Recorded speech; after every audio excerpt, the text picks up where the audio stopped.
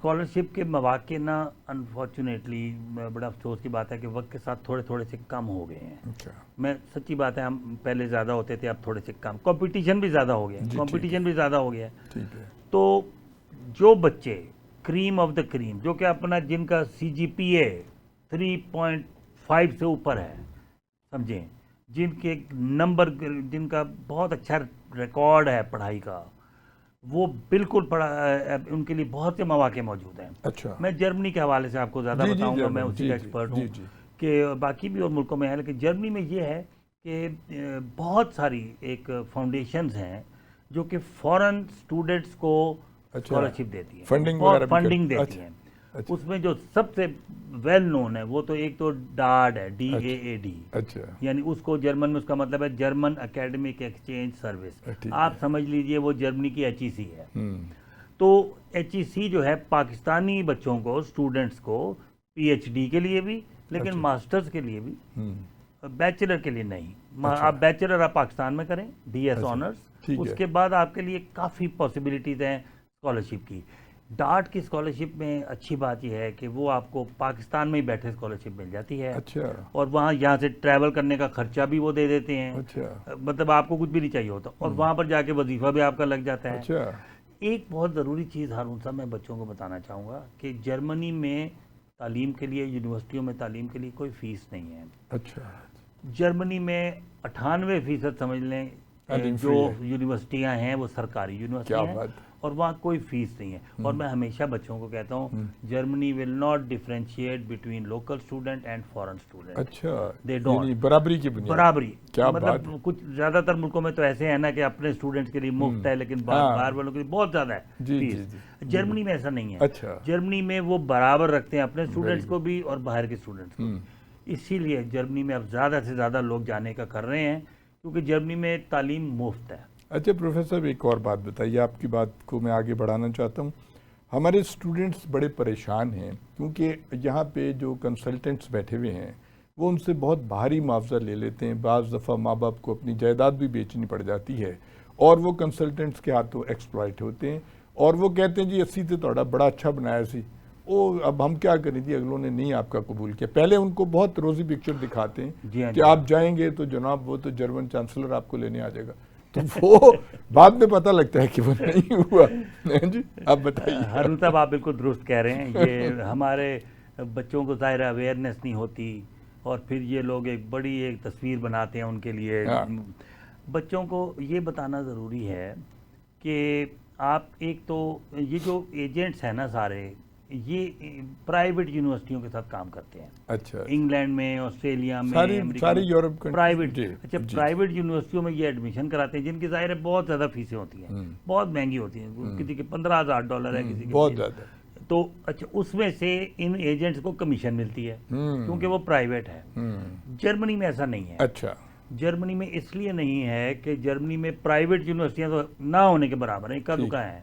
बिल्कुल ठीक है। वो प्राइवेट यूनिवर्सिटियों की कोई फीस ही नहीं है, वो तो है ही, तो उस पर क्या कमीशन मिलनी है किसी को। ठीक है। तो आपको बहुत से एजेंट जो है ना वो जर्मनी से हटाएंगे। अच्छा, वो कहेंगे, या तो कहेंगे प्राइवेट यूनिवर्सिटी में जी, इसमें चले प्राइवेट का ही जाओ, या कहते हैं। इंग्लैंड चले जाओ, या ऑस्ट्रेलिया चले जाओ। तो ये कहेंगे आपको, आप उनकी बातों में बिल्कुल ना आए। जर्मनी में 380 से ज़्यादा यूनिवर्सिटी हैं। 380, आप इमेजिन कीजिए कितनी बहुत ज़्यादा है। बड़ी, बहुत बड़ी। हर यानी शहर यूनिवर्सिटीज़ में की है। तादाद और 380 है। वो 380 यूनिवर्सिटी में हारून भाई, वो आप यकीन कीजिए कि उनका जो लेवल है या उनका जो दर्जा है वो तकरीबन बराबर है। ये यानी इंटरनेशनल रैंकिंग पे भी उनकी। अच्छा, मैं आपको बताऊं, जी, जी। रैंकिंग का जर्मनी में ना यूनिवर्सिटियों की तालीम का मयार तकरीबन एक ही है। वाह। ये हो सकता है कि कोई बड़ी होगी यूनिवर्सिटी, कोई अच्छा, छोटी होगी, अच्छा, कोई छोटे शहर में है, कोई बड़े शहर में है। अच्छा, रैंकिंग क्योंकि सारी top of the line universities हैं, बड़ी मॉडर्न, सिर्फ रैंकिंग जो वहाँ होती है ना वो होती है। जर्मनी में कोई first class, second class, third class university नहीं होती।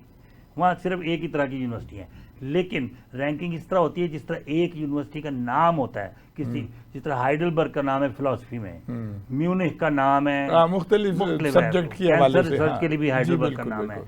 इंजीनियरिंग के लिए स्टुटगार्ट का, मतलब वो समझे रेपुटेशन के लिहाज से, इमेज के हिसाब से तो आप रैंकिंग कर सकते हैं, लेकिन क्वालिटी के हिसाब से बच्चों के लिए कोई फर्क नहीं पड़ता वो अच्छा। छोटी यूनिवर्सिटी में जाएं या बड़ी में जाएं। अच्छा प्रोफेसर साहब एक और तो बात ज़रूर बताइए कि यूँ तो इंग्लिश भी है, जर्मन भी, फ्रांसीसी ज़बान भी है, बहुत सी ज़बानें बच्चे सीखते हैं, लेकिन जर्मन लैंग्वेज की क्या अफादियत है यूरोप में, वहाँ पे क्या अपॉर्चुनिटीज़ हैं जर्मन जी, लैंग्वेज जो मैं बच्चा सीख बच्चों ले? को ये बताना बहुत ज़रूरी है कि जर्मन ज़ुबान देखिए यूरोप की सबसे बड़ी ज़ुबान है, अच्छा, यूरोप की इतनी बड़ी ज़ुबान है कि ये आप समझिए कि जर्मनी में, ऑस्ट्रिया में और स्विट्ज़रलैंड में तो ये मदर लैंग्वेज है, अच्छा, ठीक है ना जी।